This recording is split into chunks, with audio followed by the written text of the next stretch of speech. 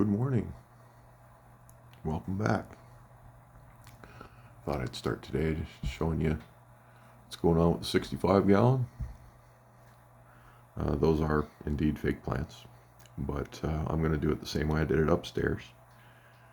I don't have any plants for this tank yet, but I'm going to buy some fast growing stuff for my sump soon. So as I start accumulating plants, I will do what I did upstairs, and I'll just loop little pieces, little clippings into the fake stuff, and it'll just start growing there, and it'll start looking real.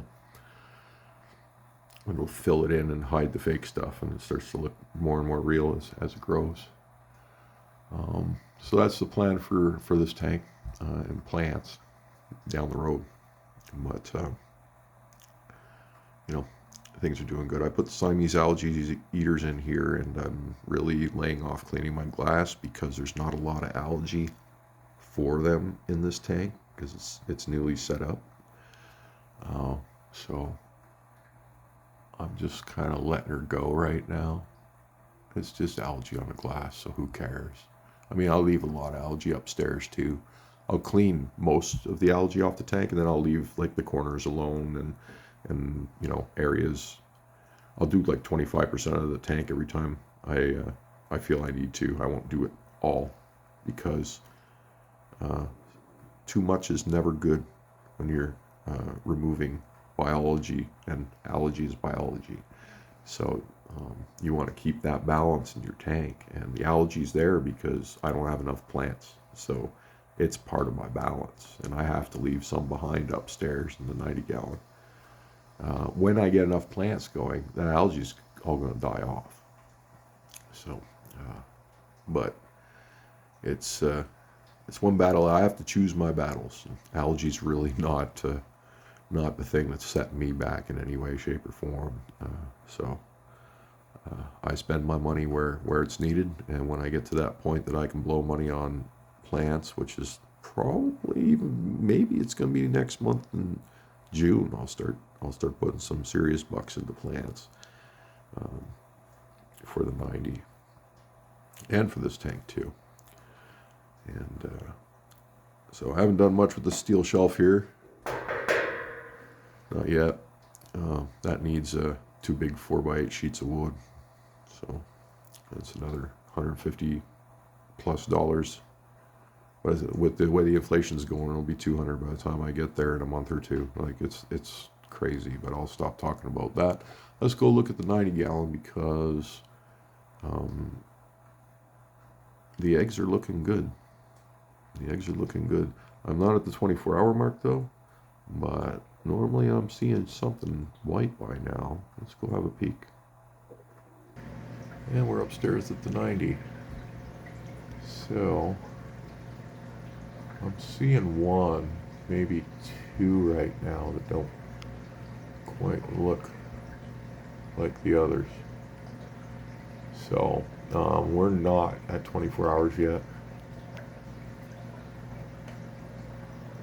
Those are snails off to the side. Eggs start on the left. She's in our way right now because she's trying to hide it. She'll do that. She'll try to block the line of sight and hope you ain't coming for her eggs. She knows I'm here, which is a good defense strategy. As you can see there in the bottom corner, that one just might have missed fertilization based on its location. And the rest of them, and there's one probably right in the middle there. Right in the middle there. Looks like the loose one's getting pushed around by the current too. So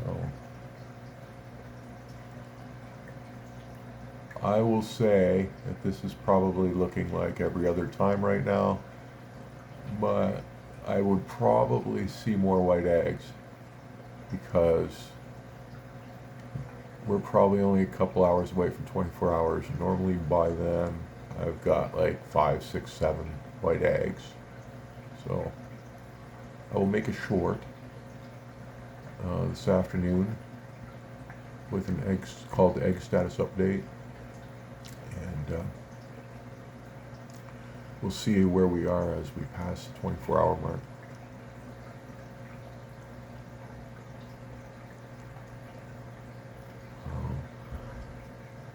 Live stream is up. Don't be shy to just click in there and, you know, hit the like button, and or, you know, if you've got a screen doing nothing, just throw up a window for me. It'll help me grow the channel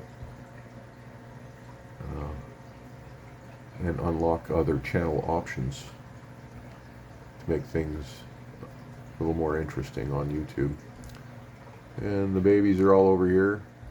Interestingly enough, even when there's not a pair with eggs in the tank, you know, protecting an area, they hang out here anyway because I feed them here. So they're always schooled up on this side. So it's really not an issue. And they're completely respecting their space. Even when I feed them and they swim around chasing food, they don't go for the eggs at all. They're not trying to. The other fish are 100% respecting this couple, and I don't know if that'll continue when wigglers show up, but it seems like they're onto the process and they're not against it. They're not trying to stop it. Even Big Red respects them. Like, Big Red can knock the crap out of both of those fish if they challenge him in a fight. Even when he gets close, they don't try to peck Big Red.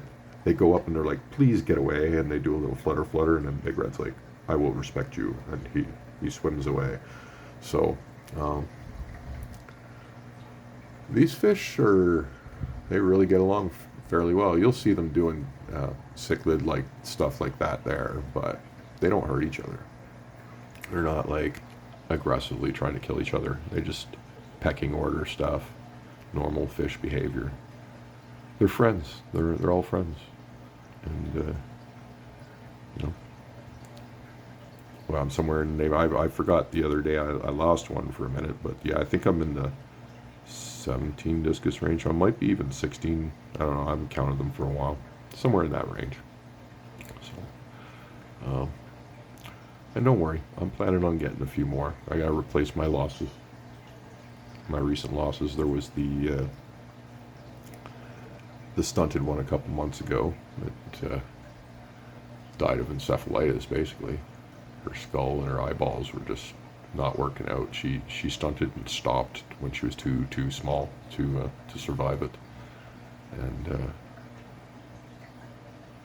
she was like a 2.5-inch fish for 7 months, and then her brain killed her because it got too big for her body.